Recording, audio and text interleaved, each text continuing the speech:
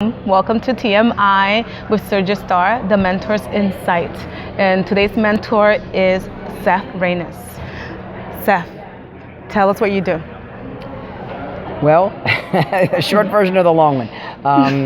I speak to people about navigating transgender challenges and trying to shift perspectives.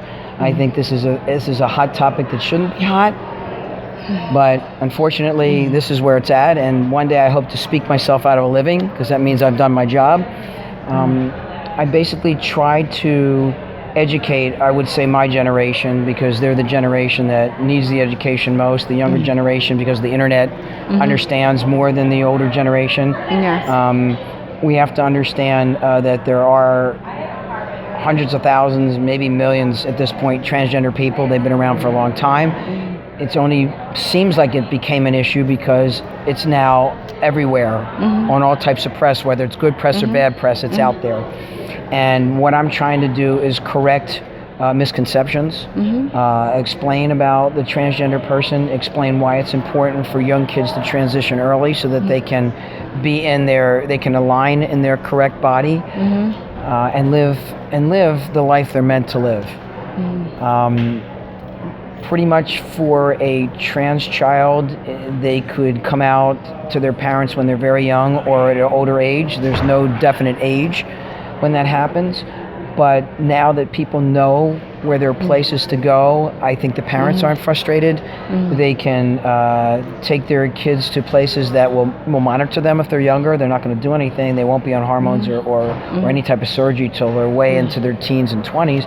But at least they're on the right track, and this is for parents that are on board. Unfortunately, there are many parents that aren't on board, and trans kids, I caution them not to come out in their family if they know that they'll be kicked out, because 43% of the LGBT community is homeless, and 40% of that are transgender kids. Wow, that's really an interesting thing for you to say, because I understand that you're worried about them being homeless, but which one would be better, to live in your truth and just struggle, being homeless for a while, or just finding a community where they could give them shelter, maybe that's find... easier said than done, but there are some. But I would suggest for kids to wait till they get out of high school. Wait till they have some kind of, if it's a home life that's not bad, because look, at right away you lose the roof over your head, you lose the food, you lose your financial support, whatever that may be from your parents. Because once they're 18, they can do what they want anyway. But at least they've graduated high school, and maybe they're going to college, or they've got some kind of career going. Because the last thing you want, the last thing you want to do is put more burden on yourself. That makes sense. To make the journey of transitioning, if that's what you decide to do, harder. So I encourage them to stay home, or maybe they can go to an uncle or aunt's house, because maybe their parents may not be on board, but somebody else in the family could be. Most kids are smart enough to know what they can and can't say in their family. They know that. So that's part and part. The whole thing. Yes. The work that I like to do with children is for them to live their dreams and live in their greatness, and to just setting goals, higher education, and to just focus on a prosperous life, a happy life, And I know that it's not a dress rehearsal. It's not a dress rehearsal, guys. It's real. And so I really, now that you do say it in that way, of course we have to be smart about doing things, and who do we tell and when do we tell, and I guess make sure you get out when it's the right time to get out.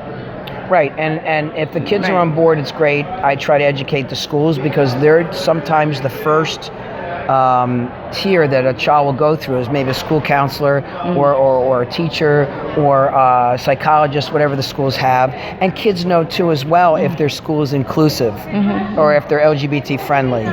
If they're not, again, that's not a place either. It just depends on where they're located in the world or in the country. So there are many places online. They can go to pflag.org, which is pflag.org, to find support. There is also hrc.org, humanrightscampaign.org. There's NCTE, that's the National Center for Transgender Equality.org. There are many, many organizations if you Google it. I will have those links Right. below for anyone who's interested in learning more and getting the help that they need. Exactly. Okay, Exactly. Seth, And yes. and the last thing I would say, there's something called the Trans Lifeline. Okay. Which is a suicide line, for Yes, kids to call, yes. and it's manned by transgender people. Awesome. So that's Okay. really good as well. And which is, I went to a school, and what they're dealing with now is just suicide in high schools. And we want our children to live. We really love you. We really want you to live. You are our future, and we want you to be happy to live in your greatness.